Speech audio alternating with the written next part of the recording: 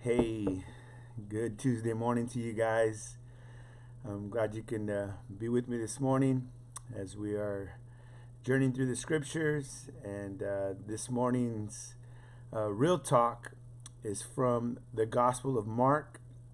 And in my devotion this morning, just reading through, man, the Lord really began to speak to me in Mark chapter 4, and it's the instance of the parable of the sower. Christ tells the parable, and then he begins to explain the parable to his disciples. And I want to pick up reading in verse 14. So this is Mark 4, and it's going to be verses 14 through verse 20. It says, "The sower sows the word. The sower sows the word. And these are the ones by the wayside where the word is sown. When they hear, Satan comes immediately and takes away the word that was sown in their hearts." As I was reading through this, I saw of four people that go to church. I mean, really, this parable is the four conditions of the heart, right? And I pictured in my mind four people going to church, right? The first person, he goes, he hears the message, but he's disinterested, right? Yeah, it's not my thing. I'm not feeling it. He's disbelieving. So if you want to use disinterested or disbelieving, uh, one or the other. And so both. So that's the first person. The second person, it says, "These likewise are the ones sown on stony ground, who when they hear the word immediately they receive it with gladness." Right. So they go to church, man. They hear the message. They're caught up in the emotional aspect of church, man. Maybe the music's hype. Maybe the lights and everything is just like an exciting atmosphere, and so they receive it with gladness. But the problem is, verse 17 says, they have no root. They have no root in themselves. They don't allow the message to go deep down inside and really lay hold of their heart and get a hold of them. And it says they endure only for a time, right? They check out church just for a month or two or a week or whatever, just for a time. It says, "Afterward, when tribulation or persecution arises for the word's sake, immediately they fall away," right? They go away, they stumble. This is the disillusioned person, the person who goes to church and starts getting involved or whatever. Maybe not in ministry, but they're attending. Man, their emotions are being stimulated. Man, they're just being they're getting excited, but man, they aren't growing. There's no root, and then they become disillusioned because they think that just because they've started going to church, that everything's going to be good. And maybe they bought the lies, right? You've heard it. Like, "Oh, just give your life to God and everything's going to be fine, man. All your problems are going to go away if you just give your life to God." That's false, man. The fact of the matter is that when you surrender your life to Jesus Christ, the enemy puts a bullseye on you and he's going to start coming after you. That's the reality of it. So there's people that become disillusioned with church, whether or not they see, just the hype and the hustle. They see the phoniness of church sometimes. And then there's the reality of just the hardships that come with, trying to make that turn, make that turn and surrender your life to God. And so they become disillusioned with it all. The next thing you see is in verse 18. It says, "Now these are the ones who sown." So the third group, these are the ones who are sown among thorns. They are the ones who hear the word. Verse 19, "And the cares of this world, the deceitfulness of riches, and the desires for other things enter in and choke the word, and it becomes unfruitful."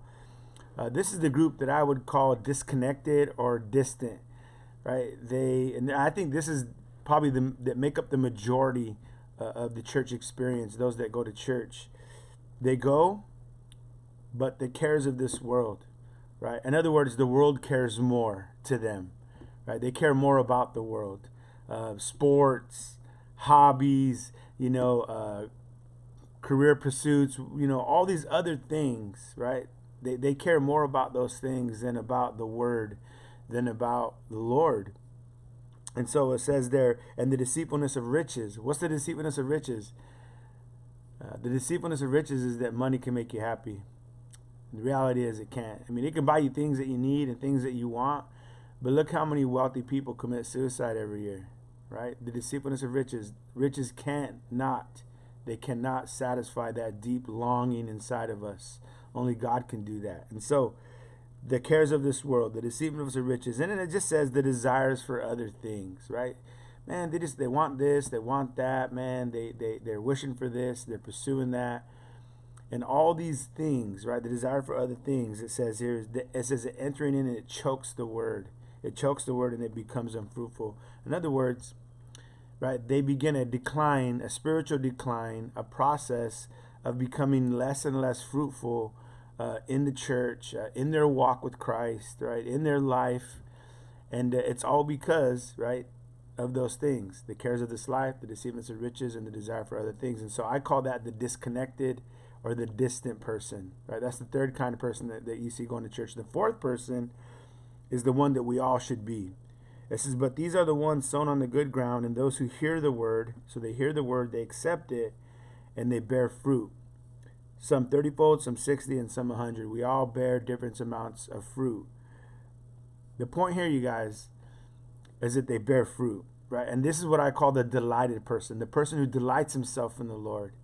When you delight yourself in the Lord, man, you just want to do all that you can for the glory of God. You want to bear a fruitful life. And Jesus said, right, by this my Father is glorified, that you bear much fruit. But in order for us to bear fruit, we've got to abide in Christ, right? It's that meaningful love relationship, intimate relationship with God that causes our lives to be fruitful. So I want to ask you today, right, which four do you find yourself in this morning? Are you disinterested? Right? Maybe you came across this video and was like, man, this is dumb. This guy's a fool. I'm not listening to this guy. Maybe you're just disinterested in the things of God, right? Just disbelieving, like, forget that stuff. I'm not feeling that. I'm not into that. Or maybe you were like, man, I'm disillusioned, man. I gave the church thing a try, man. It just didn't work for me. Hey, man, I would like to ask you to reconsider, man, because you know what? Man, the time is drawing near, man. And now's the time to come home to Jesus, man. Now's the time, maybe you gave church a try. Now it's time to give Jesus a try. Right? And you need to face the reality that, man, following him, man, it comes with its battles. It comes with its, hardships. And, man, you just need to surrender, give it out to Jesus and depend upon his strength to get you through these tribulations and these trials and persecutions. Or maybe you find yourself, man, that disconnected. You've allowed these hobbies and the sports and everything to just crowd Jesus out of your life, man. Your heart has become so crowded, you ain't got room for Jesus.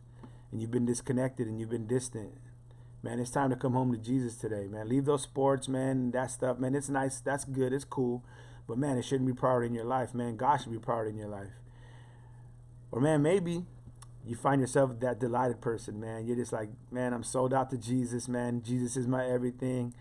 I just want to live the rest of my life consumed by him and his will, his love. Man, I'm going to say keep that up, man. Keep going. Keep going. Man, stay sold out. Stay about that life of living for Jesus, man, with everything you are. Hey, guys, this has been Real Talk, man. This has been Real Talk. Don't forget that the Lord loves you. So do I. Man, be in the Word. Jesus is so in the Word. Let that Word have its work in your life. Be in the Word for yourself each and every day, right? Hearing from God, and then share with others what you're hearing. In Jesus' mighty name. Man, salute. God bless y'all.